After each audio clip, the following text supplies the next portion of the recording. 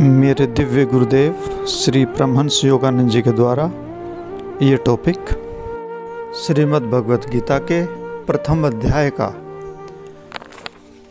38 और 39वां श्लोक और जिसका हिंदी मीनिंग है, यदि अन्य लोग यानी कुरु कौरव जिनकी समझ लोभ से ढकी हुई है, कुल के नाश से उत्पन्न दोष और मित्रों के विरोध में कोई विपत्ति नहीं देखते, तो क्या हमें भी इस पाप से बचने पर विचार नहीं करना चाहिए। हे भगवान, हम जो कुल के नाश में बुराई का स्पष्ट रूप से अनुभव करते हैं। और ये टॉपिक हो सकता है अवचेतन मन में छिपे प्रलोभनों की पहचान करना। पूज्य गुरुदेव परमहंस योगानंद जी इसकी व्याख्या में समझाते हैं कि अंधे इंद्रिय आसक्त मन यानी कि मनस का अंश यानी कि कौरव, जिनकी समझ लालच, राग और द्वेष के लिए आवेशपूर्ण आसक्ति में ग्रसित हो चुकी है, संतुष्टि की तलाश में अपने बाहर की ओर बहिर्मुखी प्रवृत्तियों के पीछे जा रहे हैं। क्योंकि जब अंधी इंद्रियां विवेक बुद्धि के द्वारा निर्देशित नहीं होती, तब यह अभिव्यक्ति का अभ्यस्त अथवा स्वाभाविक ढंग से होता है। तब वे मानव व्यक्तित्व के अक्षय में कोई आपदा, कोई दुख नहीं देखते और अपने सच्चे मित्रों विवेकशील अक्षमताओं के प्रति अपनी शत्रुता में कुछ भी अनुचित नहीं देखते, यानी कि बुरी आदतों के वश में हमेशा गलत ही मन करता चला जाता है। परंतु हम यानी कि विवेकशील शक्तियाँ यानी कि पांडु के पुत्र अवश्य यह स्पष्ट अनुभव करते हैं कि यदि इसकी सभी अक्षमताओं एक संयुक्त सामंजस्यपूर्ण परिवार के रूप में अपना कार्य नहीं करती, तो चेतना पर, अनुभव करने की शक्ति पर क्या बुराई घटित हो सकती है। अतः क्या हमें इस युद्ध के पाप से दूर नहीं हो जाना चाहिए, जो अवश्य ही इस परिवार के यानी कि कौरव और पांडव, मन की संतानें और बुद्धि की संतानें के परिवार के अनेक सदस्यों का इस युद्ध में विनाश हो जाएगा। एक भक्त तर्क करता है कि जीव शरीरधारी आत्मा की अभिव्यक्ति और अनुभव के लिए ज्ञानवान प्रवृत्तियों की भांति विषयी प्रवृत्तियाँ, इंद्रियों की प्रवृत्तियाँ भी आवश्यक है। और इस प्रकार वह कोई कारण नहीं देखता कि चेतना के परिवार के इंद्रिय सदस्यों के समूह को नष्ट किया जाए और विवेकशील प्रवृत्तियों के दूसरे समूह को जीवित रखने की अनुमति दी जाए। विषयी प्रवृत्तियों के वंश को नष्ट करना यानी कि धृतराष्ट्र कौरव की संतानों को नष्ट करना, जो विषय की प्रवृत्तियों को रिप्रेजेंट करते हैं, क्या ये अनुचित प्रतीत होता है? क्योंकि जीवन के नाटक में उनके करने के लिए कुछ विशिष्ट कार्य हैं। अतः आत्मनिरीक्षण में एक भक्त आंतरिक आत्मा यानी कि भगवान से पूछता है, हे भगवान, क्योंकि आप इंद्रियों और विवेक की निर्माता और स्वामी हो, आप मुझे ज्ञान लाने वाली विवेकशील शक्तियों के द्वारा सुख देने वाली इंद्रियों को नष्ट करने का परामर्श क्यों दे रहे हो? हे मेरी आत्मा, हे भगवान, वे दोनों मेरी चेतना के सदस्य हैं। मन और इंद्रियों की प्रवृत्तियाँ और विवेकशील बुद्धि की प्रवृत्तियाँ, ये दोनों ही मेरी चेतना के सदस्य हैं। मेरी आनंदकारी इंद्रियों से वंचित होकर केवल शुष्क ज्ञानवान प्रवृत्तियों के साथ मैं कैसे जी सकूँगा? भक्त की आदतों के अत्यधिक प्रभाव के विषय में एक भक्त को आदतों के अत्यधिक प्रभाव के विषय में सावधान किया जाता है। पिछले अनुभव से पता चलता है कि बुरी आदतों को तनिक भी भय नहीं है, उन्हें कोई बुरे परिणाम भी नहीं दिखते कि वे अपने मनोवैज्ञानिक संबंधियों यानी कि अच्छी प्रवृत्तियों को नष्ट करने में सक्षम नहीं होंगे। वे इस विश्वास से शक्तिशाली हो जाते हैं क्योंकि भक्त इन विषयों की आदत के प्रति उसी भांति सहानुभूति की दिशा में सोचता है और कहता है, यह कितने दुख की बात है कि मेरी प्रिय बुरी आदतें यह नहीं देखती कि उनके लिए मेरी प्रिय अच्छी आदतों से युद्ध करना और इस प्रकार नष्ट होने का संकट उठाना कितना मूर्खतापूर्ण है। इस अवस्था में भक्त दोनों को ही, किनको, अच्छी और बुरी आदतों को साथ रखना चाहता है। स्पष्टतः वे दोनों उसे संतुष्ट करती हैं, अच्छी आदतें और बुरी आदतें। कितना शीघ्र ही एक भक्त भूल जाता है कि उसकी मीठा बोलने वाली बुरी आदतें, यद्यपि उसकी चेतना रूपी परिवार का सदस्य हैं, चोरी से अपने साथ शस्त्र रखती हैं जो उसकी शांति का वध करते हैं। इस अवस्था में भक्त विश्वास करता है कि बुरी, जो कि विवेक से रहित है यानी कि बिना विवेक के हैं, ऐसे विषयों में लिप्त करने वाली आदतें अच्छी आदतों के साथ में रह सकती हैं और इस प्रकार जीवन के राज्य को पूर्ण सुखी बना सकती हैं। परंतु जब तक व्यक्ति के जीवन में परस्पर विरोधी शक्तियां कार्यरत हैं, अच्छी आदतें और बुरी आदतें, तब तक सद्भाव और शांति को रखना असंभव है। अच्छी और बुरी आदतें चाहे एक चेतना की संतान हैं, वे अलग अलग परिणाम लाती हैं।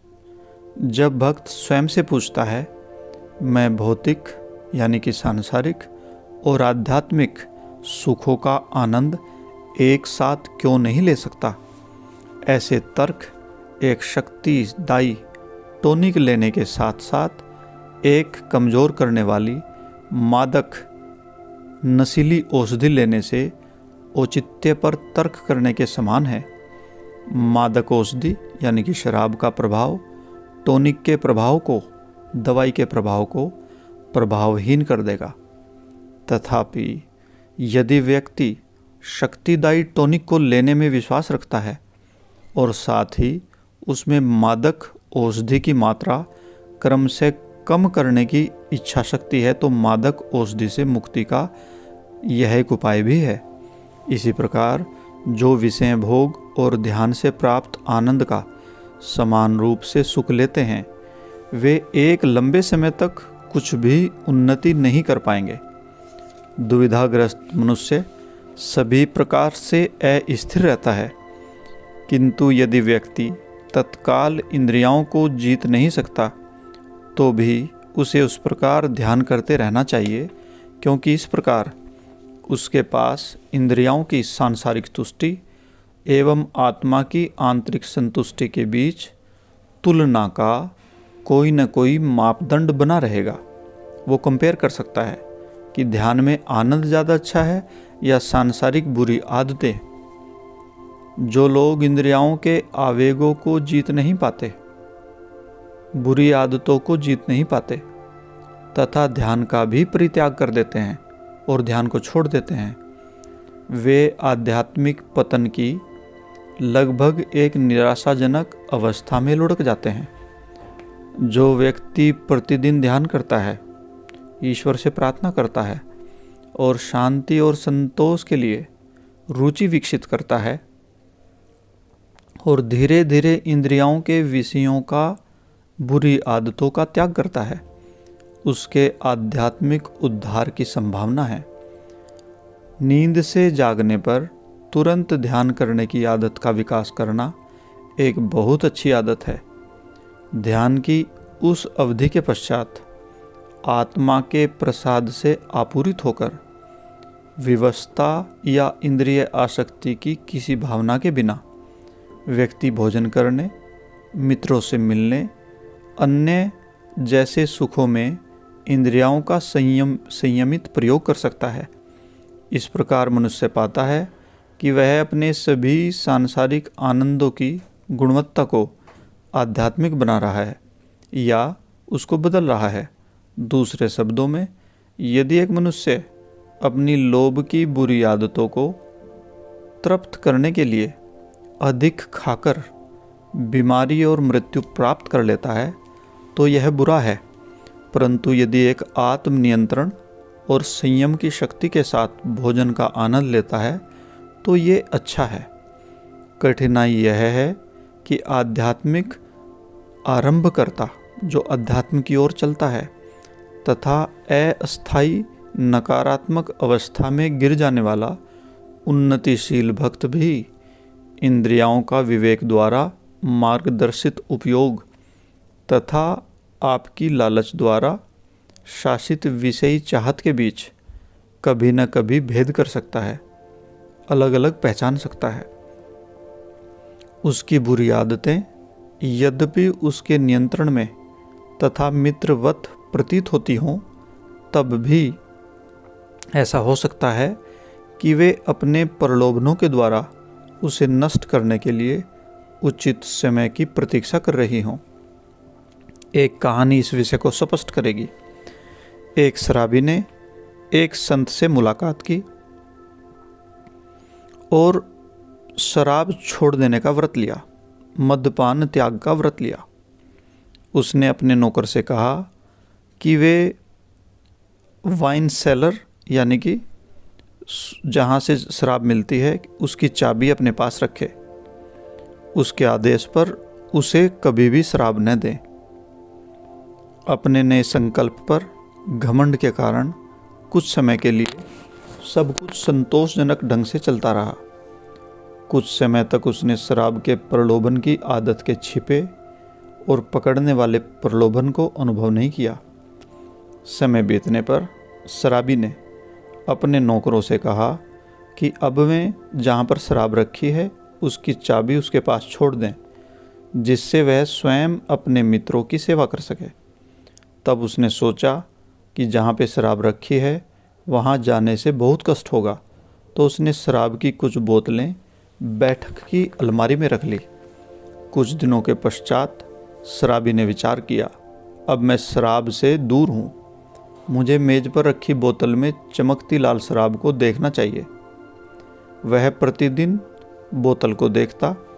पुनः उसने विचार किया, क्योंकि अब मैं शराब की इच्छा नहीं करता, मैं शराब से मुंह भरकर उसका स्वाद लेकर उसको थूक दूंगा। ऐसा करने के पश्चात उसे और प्रेरणा प्राप्त हुई, क्योंकि मैं शराब के प्रलोभन से पूर्ण रूप से मुक्त हूँ। यदि मैं थोड़ा सा घूंट पी लूँ तो कुछ भी इसमें हानि नहीं होगी।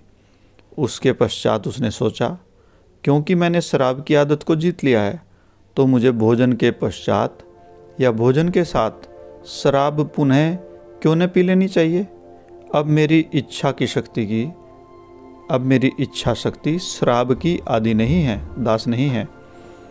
उस दिन से लेकर अपनी इच्छा शक्ति के विरोध होने पर भी वह पुनः एक शराबी बन गया था। एक अच्छे संकल्प और आत्मनियंत्रण के द्वारा एक बुरी आदत को अस्थायी रूप से वश में किया जा सकता है, थोड़े समय के लिए वश में किया जा सकता है, परंतु उसे अनिवार्य रूप से जीता नहीं जा सकता। शराबी यह जानने में विफल रहा था कि उसके अच्छे संस्कार को एक अच्छी आदत में परिपक्व होने के लिए पर्याप्त समय नहीं मिला था। एक दृढ़ और बुरी आदत को एक अच्छी आदत में परिवर्तित करने के लिए 8 से 12 वर्ष लग सकते हैं। अच्छी आदत तब तक पूर्ण रूप से पक्की न हो जाए, व्यक्ति को स्वयं को प्रलोभन के रास्ते में नहीं डालना चाहिए। शराबी ने इस मनोवैज्ञानिक विधान की अवहेलना की। वह शराब की बोतल को अपने पास लाया, जिससे पीने की आदत से संबंधित सभी स्मृतियां पुनर्जीवित हुई। बुरी आदतों को पोषित न करने के लिए व्यक्ति को बुरे इन्वायरमेंट, बुरे परिवेश से दूर अवश्य ही हो जाना चाहिए, और सबसे ऊपर उसे मानसिक रूप से कभी भी बुरे विचारों का चिंतन नहीं करना चाहिए। बुरे वातावरण, बुरी आदतों के प्रभाव को पुष्ट करते हैं, मजबूत बनाते हैं और वे बहुत अधिक संकटपूर्ण हैं।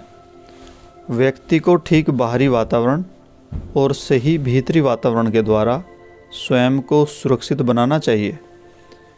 वह शराबी न केवल यह भूल गया था कि शराब को इतना उसके वह शराबी न केवल यह भूल गया था कि शराब को इतना उसके निकट नहीं लाना चाहिए था, अपितु वह चापलूसी और